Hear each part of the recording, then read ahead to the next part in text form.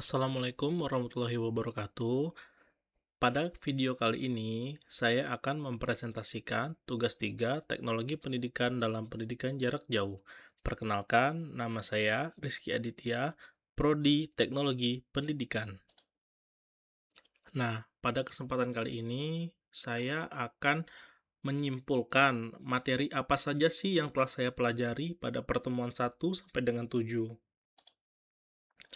Nah, pada pertemuan-pertemuan yang telah saya lakukan, di sini saya dapat menyimpulkan rangkuman yaitu konsep dasar teknologi pendidikan.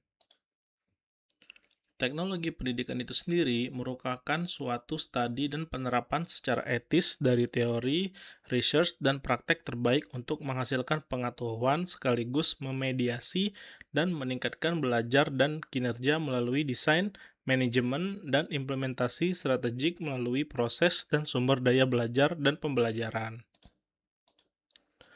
Lalu, dalam beberapa pertemuan, saya juga dapat menemukan 4 ciri pokok dari pendidikan jarak jauh. Seperti yang kita lihat di sini ada pendidikan jarak jauh dilaksanakan melalui institusi, lalu keterpisahan geografis, terjadinya komunikasi, dan juga munculnya kelompok atau komunitas belajar yang terdiri dari peserta didik, pengajar, dan sumber daya pembelajaran. Pada pertemuan-pertemuan sebelumnya juga, saya juga dapat mempelajari variasi pendekatan pembelajaran pada program PJJ.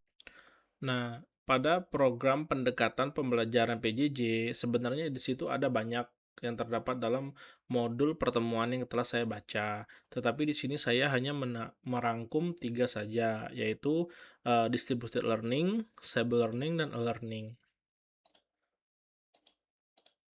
Lalu pada pertemuan berikutnya, di sini juga tutor menjelaskan karakteristik dasar bahan pembelajaran PJJ. Nah, karakteristiknya itu terdapat 8, yaitu self-instructional, self-explanatory power, self-paced learning, self-contained, individuals, komunikatif dan interaktif, multimedia computer based, support by tutorial and study group.